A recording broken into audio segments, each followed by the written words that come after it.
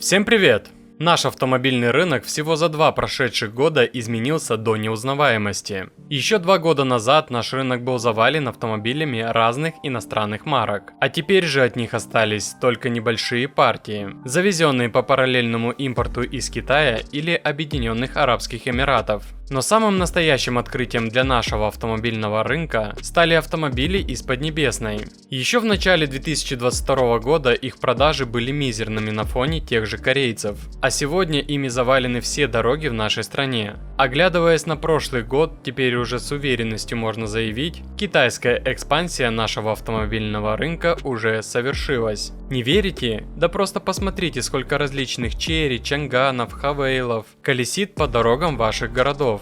Причем китайские автомобили захватили дороги не только крупных городов, но также и регионы. А люди, которые еще вчера негативно высказывались в сторону китайских автомобилей, уже сегодня вносят предоплату за новый Chery, Haveo, Geely или Chang'an и сдают в трейд-ин свои Kia, Toyota, Nissan. Конечно, остались еще люди, которые будут противиться новым реалиям до последнего, но с каждым месяцем этих людей будет все меньше. Например, в прошлом году на китайские автомобили пересели 550 тысяч человек, а в 2022 году таких было около 120 тысяч. В этом году тенденция роста продаж китайских автомобилей сохранится, и вот почему. Во-первых, сегодня просто нечего покупать иного с официальной гарантией. Конечно, продаются у нас те же японцы и корейцы, завезенные к нам из Китая по параллельному импорту, но стоят они очень дорого. Взять тот же Kia Sportage 4 поколения, сегодня на рынке серых автомобилей можно найти этот кроссовер в различных комплектациях и цветах, но стоит это корейское чудо порядка 4-4,5 миллионов рублей,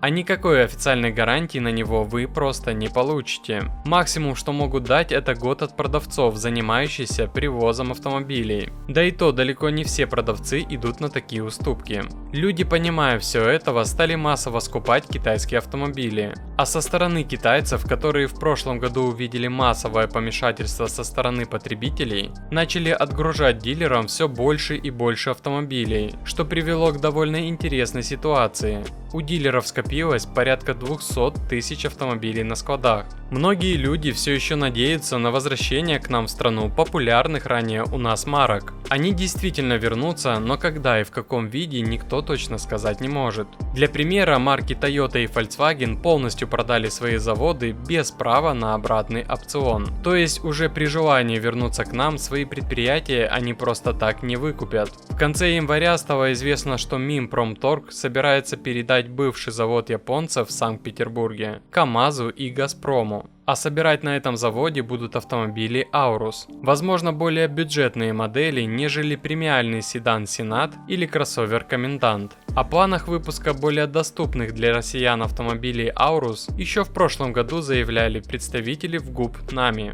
Если же удастся наладить бесперебойный выпуск новых автомобилей на заводе, вряд ли наше государство захочет продать предприятие обратно японцам, когда они соизволят вернуться к нам. Тем не менее, завод вероятнее всего перешел под наше управление не просто так. Ведь еще в 2022 году на завод нагрянул ОМОН, ФНС, прокуратура и остальные ведомства. В СМИ даже не фигурирует стоимость продажи завода, но что-то явно заставило японцев распрощаться со своим ценным активом. А взять тот же Volkswagen в Калуге. Немцы решили избавиться от завода, продав его за 125 миллионов евро. А в роли покупателя выступила компания Art Finance. Ранее на заводе выпускали 3 автомобиля: Volkswagen Polo, Skoda Rapid и Volkswagen Tiguan. Теперь же на заводе собирают китайский кроссовер Chery Tiggo 7 Pro Max. Пока полностью вручную. Темпы сборки низкие, китайцы пока осторожничают, по всей видимости опасаясь, что завод может попасть под санкции, а сами китайцы могут нарваться на вторичные. Корейцы тоже удивляют, они передали свой завод за 7000 рублей все той же компании Art Finance, а вместе с этим право на реализацию оставшихся машинокомплектов, которые уже 2 года хранились на улице. Правда, рабочие постоянно проводили проверку, закатывая машинокомплекты на завод, проверяли их состояние, затем обратно все упаковывали и выносили опять на улицу. Уже вовсю на заводе кипит работа, но темпы сборки также невелики. В день собирается несколько несколько десятков автомобилей Kia Rio, Rio X, Hyundai Solaris и Creta. Правда, все эти автомобили выпускаются не под своими родными марками, а под маркой Solaris, которую корейцы зарегистрировали в нашей стране еще в далеком 2012 году. Но вернемся в славный город Калуга, ведь ранее там выпускали не только автомобили немецкого концерна, но также там поселились еще и французы. А именно речь идет про завод PSMA Rus, который также успешно перезапустили. Ранее на этом предприятии выпускали автомобили Peugeot и Citroën. Теперь же тут будут выпускать эти же автомобили. Всем этим концертом управляет отечественная компания «Автомобильные технологии», которая выступает в роли арендатора сборочной площадки в Калуге. Правда, стоит отметить, что завод и правда начал с этого года серийную сборку некоторых автомобилей французских марок. Но все это стало возможно только благодаря китайцам. Все дело в том, что на заводе собирают автомобили фактически в обход санкций. Сами французы бы точно не решились на такой шаг. А вот китайская марка Dongfeng пошла на это. То есть на заводе PSMA Rus собирают французские автомобили, но только китайские, так как французы имеют совместное предприятие с Dongfeng в Китае.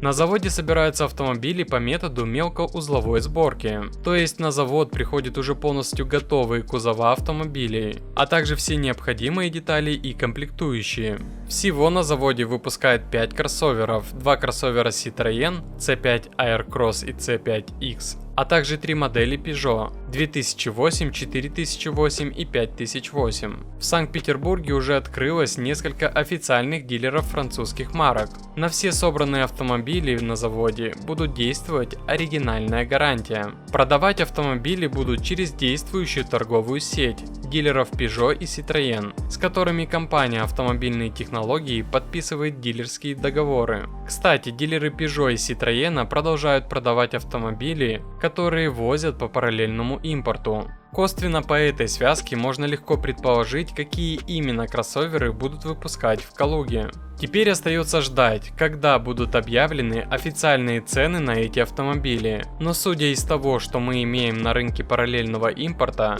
эти европейские кроссоверы явно будут стоить дороже китайских. Но тем не менее это хороший знак. На рынке появится хоть какая-то конкуренция, а китайцы не будут себя чувствовать монополистами. А как вы относитесь к китайским автомобилям? Пишите в комментариях.